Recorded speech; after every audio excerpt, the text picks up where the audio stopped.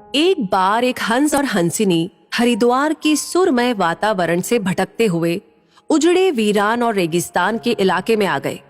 हंसिनी ने हंस को कहा कि ये किस उजड़े इलाके में आ गए हैं? यहाँ ना तो जल है, ना जंगल, न ही ठंडी हवाएं हैं। यहाँ तो हमारा जीना मुश्किल हो जाएगा।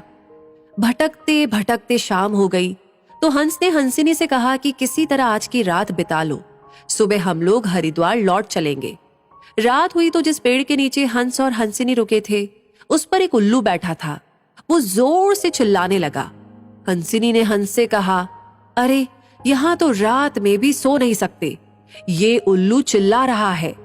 हंस ने फिर हंसिनी को समझाया कि किसी तरह रात काट लो, मुझे अब समझ में आ गया है कि ये इलाका वीरान क्यों है।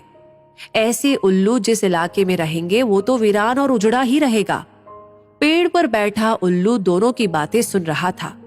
सुबह हुई, उल्लू नीचे आया और उसने कहा कि हंस भाई, मेरी वजह से आपको रात में तकलीफ हुई, मुझे माफ कर दो।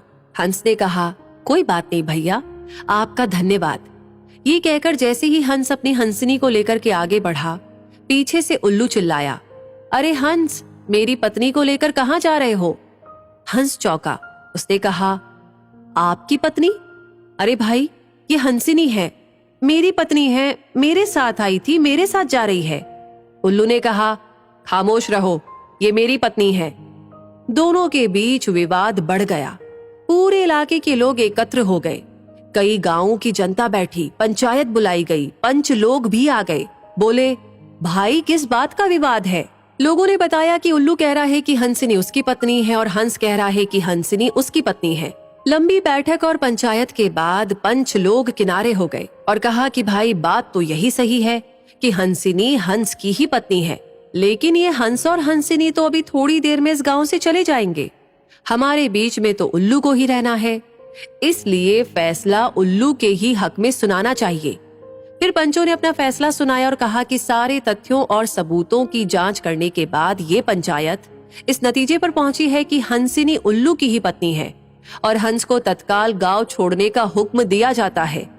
ये सुनते ही हंस हैरान हो गया और रोने, चीखने और चिल्लाने लगा कि पंचायत ने गलत फैसला सुनाया, उल्लू ने मेरी पत्नी ले ली।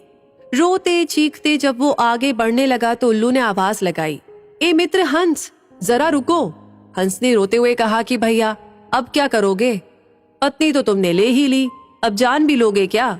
उल्लू ने कहा, नहीं मित्र, ये हंसिनी आप ही की पत्नी है और हमेशा रहेगी। लेकिन कल रात जब मैं चिल्ला रहा था तो आपने अपनी पत्नी से कहा था कि ये इलाका उजड़ा और वीरान इसलिए है क्योंकि यहाँ उल्लू रहता है। मित्र, ये इलाका उजड़ा और वीरान इसलिए नहीं है कि यहाँ उल्लू रहता है।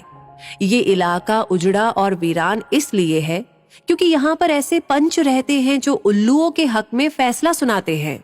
शायद 65 साल की आजादी के बाद में भी हमारे देश की इस बुरी दशा का मूल कारण यही है कि हमने उम्मीदवार की योग्यता न देखते हुए हमेशा ये हमारी जाति का है, ये हमारी पार्टी का है, इसके आधार पर अपना फैसला उल्लुओं के ही पक्ष में सुनाया है। देश की बदहाली और बुरी हालत के लिए कहीं ना कहीं हम भी जिम्मेदार हैं।